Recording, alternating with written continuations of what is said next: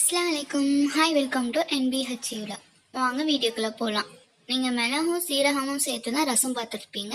இப்போ இது ரெண்டும் இல்லாமல் தான் நம்ம ரசம் வைக்க போகிறோம், புது பொருள் சேர்த்து. அது என்ன பொருள்னு பார்த்தீங்கன்னா துவரம் பருப்பு தான் நம்ம சேர்க்க போகிறோம். இது துவரம் பருப்பு தேங்காய்பால் சுதி ரசம். அதுக்கு தேவையான பொருட்கள்: ஒரு தேங்காய்க்கு 2 தக்காளி, 2 வெங்காயம், கொத்தமல்லி இலை, கருவாய் இலை, 2 பட்டை மிளகா, 2 பச்சை மிளகா, வெள்ளை பூண்டு 1 பூண்டு எடுத்துக்கோங்க. உங்களுக்கு தேவையான காரத்துக்கு தக்கன நீங்கள் மிளகா சேர்த்துக்கலாம். இப்போ நம்ம அந்த பாத்திரத்தில் தேங்காய் அரைச்சி பால் புளிச்சு எடுத்துக்கலாம். நம்ம இந்த பாத்திரத்திலேயே தான் 3 பாலையும் புளிஞ்சு எல்லா பொருட்களையும் நம்ம இது கூட தான் சேர்க்க போகிறோம்.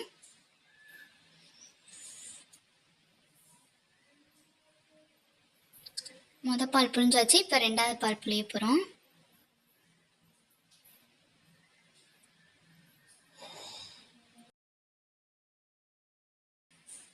இப்போ நம்ம 3வது பாலும் புளிஞ்சு எடுத்துக்கலாம். இப்போ பால் புளிஞ்சு நம்ம எடுத்துக்கிட்டாச்சு.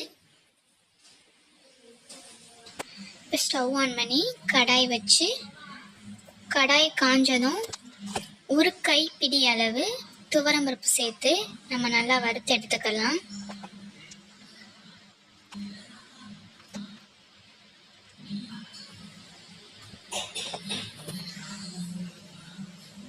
இந்த பதம் வந்தால் போதும், ரொம்ப கரிக்கிற வேணாம். இப்போ பட்டை மிளகாவை நம்ம சுட்டு எடுத்துக்கலாம்.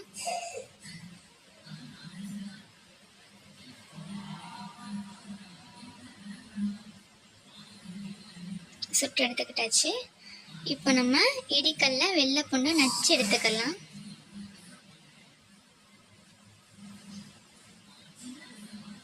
அதை பாலோடு நம்ம சேர்த்துக்கலாம். அதுபோல் வெங்காயத்தையும் நம்ம நச்சு எடுத்துக்கலாம்.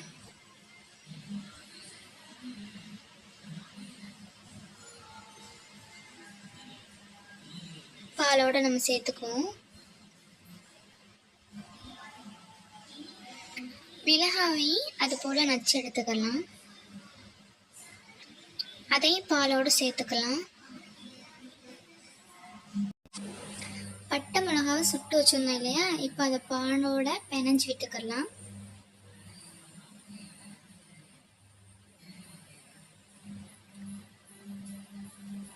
இப்போ கருவாயிலையும் அதோட பிணைஞ்சு விட்டுக்கலாம். தக்காளியும் அது போல் நம்ம நல்லா பிணைஞ்சு விட்டுக்கலாம்.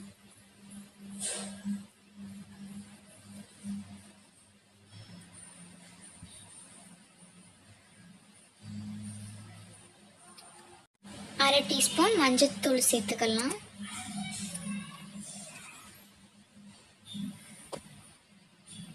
கொத்தமல்லி தலையும் நம்ம அது கூட சேர்த்துக்கலாம்.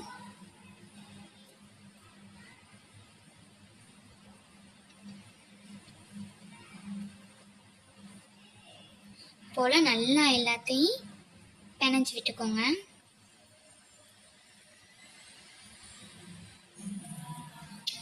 புளி ஊற வச்சுருந்தோம் இல்லையா, இப்போ அதை நம்ம இதோட சேர்த்துக்கலாம் கரைச்சி.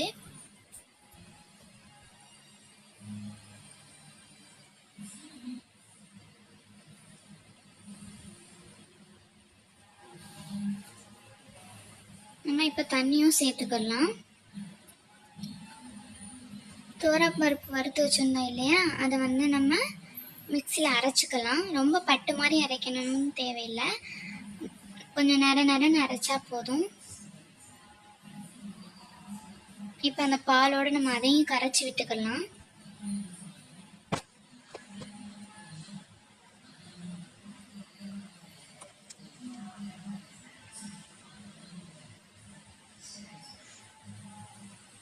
பாலில் எல்லாத்தையும் போட்டு பிணைஞ்சி விட்டுருந்தோம் இல்லையா, அதை நம்ம ஒரு கை எடுத்து வச்சுக்கலாம். யோசிக்கலாம், ஏன் அதை நீங்கள் தனியாகவே வச்சுருக்கலாமேன்னு. ஆனால் இப்படி செய்யும்போது இன்னும் டேஸ்ட்டு கிடைக்கும். நம்ம ஸ்டவ் ஆன் பண்ணி அதை சிம்மில் போட்டுக்கலாம் பாலை. அடுத்த அடுப்பில் நம்ம கடாய் வச்சு எண்ணெய் விட்டு நம்ம அள்ளி வச்சுருந்தோம் இல்லையா, அதை நம்ம தாளிச்சுக்கலாம்.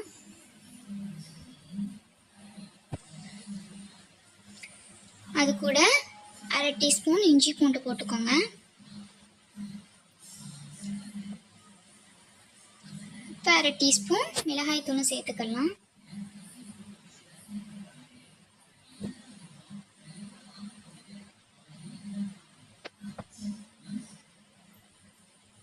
பாருங்க நல்லா இதாயிடுச்சு.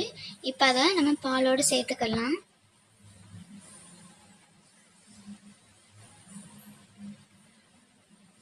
நல்லா கிண்டி விட்டு ஸ்டவ்வை நம்ம ஹையில் வச்சுக்கலாம். நம்ம ரசத்துக்கு என்ன மாதிரி இறக்குவோமோ அந்த பதமே நமக்கு போதும். கொதிக்க விட்டுறாதீங்க. நுர வரவுமே அடுப்பை ஆஃப் பண்ணிடுங்க. இப்போ அது கூட உப்பு சேர்த்து நம்ம நல்லா கிண்டி விட்டுக்கலாம். இப்போ நமக்கு பால் சொதி ரசம் ரெடி ஆயிடுச்சு. இப்போ நம்ம அதுக்கு காம்பினேஷனாக சிக்கன் பொரிக்க போகிறோம். 1/2 டீஸ்பூன் இஞ்சி பூண்டு பேஸ்ட்டு, 1/2 டீஸ்பூன் மிளகாய் தூள், தேவையான அளவு உப்பு, 1 டீஸ்பூன் சோள மாவு, 1/2 டீஸ்பூன் மஞ்சள் தூள், 1/2 டீஸ்பூன் காஷ்மீர் சில்லி பவுடர். நமக்கு கலர் சேர்த்துக்கலாம். உங்களுக்கு கலர் தேவையில்லைன்னா ஸ்கிப் பண்ணிக்கலாம். எலுமிச்சை சாரம் 1 ஸ்பூன் சேர்த்துக்கலாம். இப்போ நம்ம கறியை போட்டு நல்லா மிக்ஸ் பண்ணிக்கலாம்.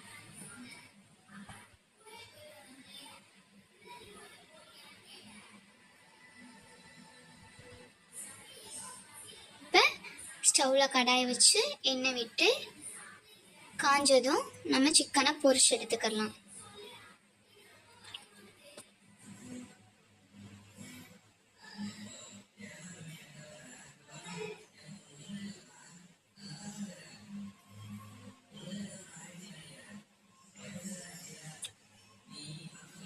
நல்லா கருவாயிலையும் அது கூட உருகி போட்டு நல்லா பொரிஞ்சு வரும்.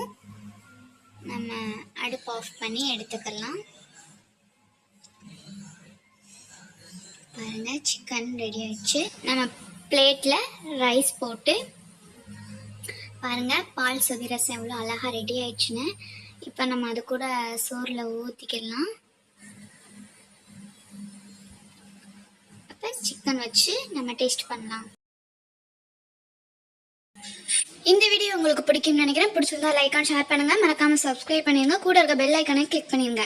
தேங்க்யூ ஃபார் வாட்சிங். பாய்.